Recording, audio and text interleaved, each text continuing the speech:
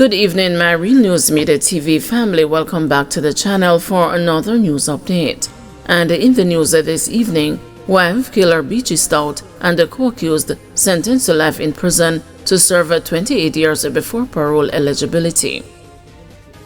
Portland businessman Everton Beachy Stout MacDonald and the co-convict Oscar Barnes, who in March were found guilty of murder and a conspiracy to murder in the 2020 killing of MacDonald's wife Tonya, have been sentenced to life in prison. The sentence was handed down in the Supreme Court on Thursday morning. Both convicts will be eligible for parole after serving 28 years and 11 months behind the bars. On the conspiracy to murder charge, Beachy Stout was sentenced to 4 years and 6 months, while Barnes received 6.5 years. Both sentences are to run concurrently. Tonya was gruesomely murdered on July 20, 2020 on the main road in Sherwood Forest in Portland. She was stabbed repeatedly, her throat slashed, and the Toyota Axio motorcar she was driving, along with her body, burned. MacDonald, who was Tonya's husband at the time of her murder, was arrested and charged with the killing. Oscar Barnes was later arrested. Both arrests came after police were tipped off that Denvalin Bobla Minot could assist them greatly in their investigations into the murder.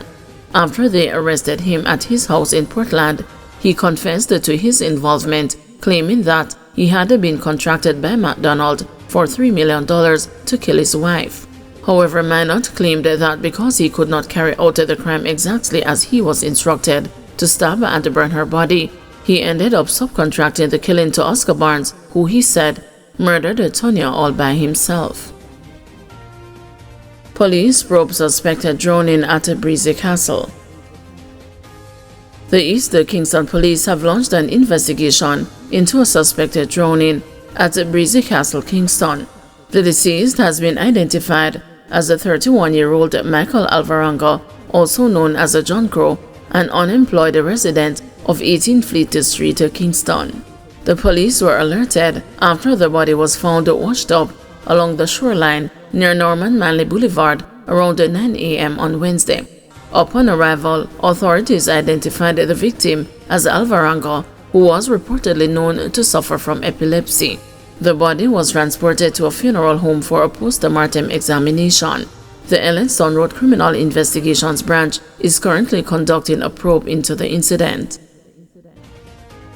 Daniel Rowe's mother getting therapy after child's murder. Matthew Hyde, the attorney representing the family of 80-year-old Daniel Rowe, who was murdered June last year, says that the child's mother, Celine Mason, has resorted to therapy to cope with the death of her daughter.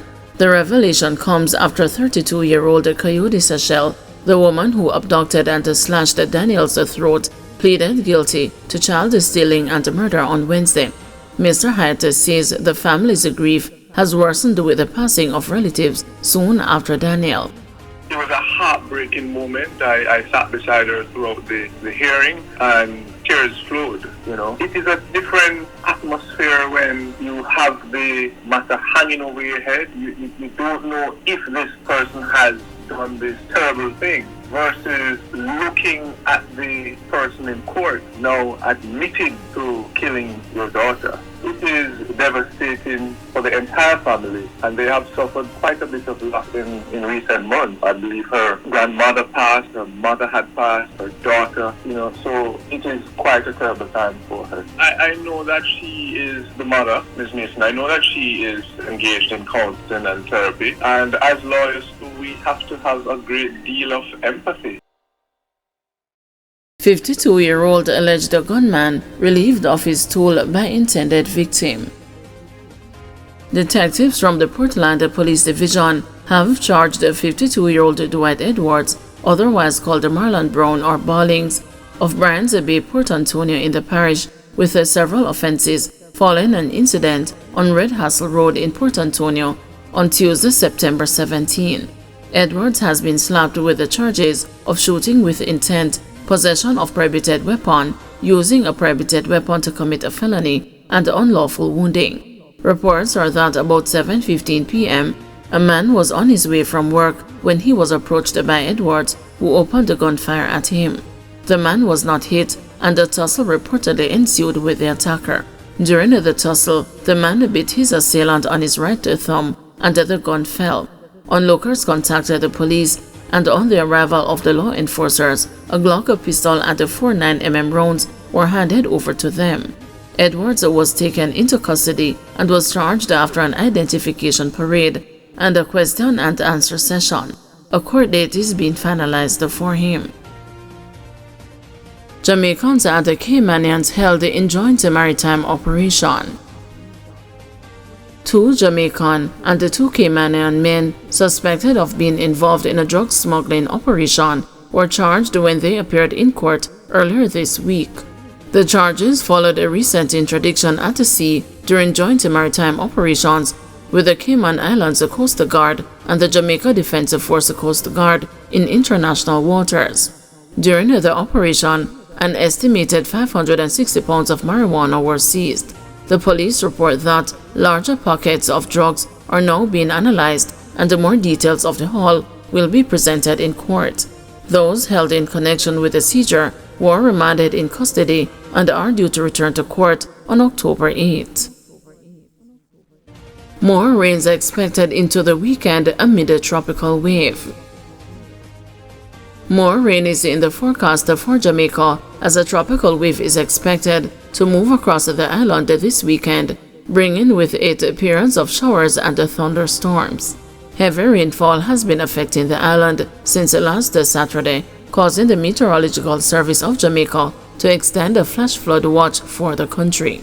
The outer bands for Hurricane Helen, which is currently approximately 560 kilometers southwest of Tampa, Florida, have been producing showers since the start of the week and are expected to continue doing so until late Thursday evening. St. Thomas, Kingston and St. Andrew, St. Catherine, Clarendon, Manchester, St. Elizabeth, Westmoreland, Hanover and St. James are the most affected parishes. Fear and sadness grip Gate as hero and alleged gunman killed in failed bar robbery. Residents of Gate in St. Catherine are living in fear of retaliation from the cronies of an alleged gunman who was killed following what has been described as a deadly robbery attempt at a local bar. The incident unfolded Tuesday night when 20-year-old farmer Jamani Letts confronted the alleged gunman, Odin Jamison, who the residents said entered the bar with the intent to rob. Letts was shot during a struggle with Jamison. Other patrons subsequently intervened, subdued Jamison, and chopped him multiple times. Letts was later pronounced dead at the hospital.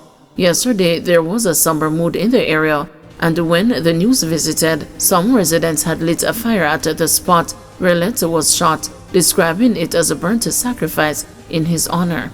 The bar's owner, who had just left the establishment before the attack, hailed Letts as a hero for preventing what he believes could have been a mass killing.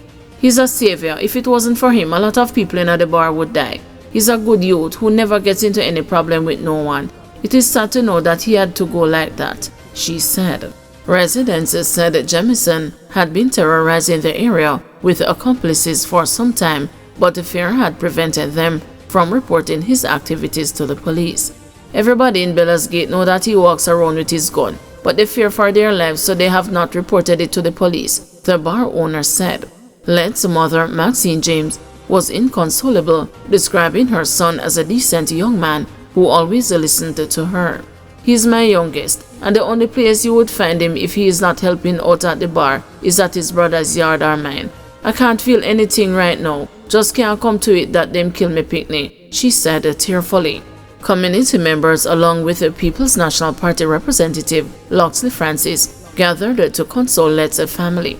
Francis, who praised Letts for being hardworking and beloved by the community, called for law enforcement to protect the community as the fears of retaliation mount. Thank you everyone for watching. See you tomorrow morning at 6 a.m. for another news update.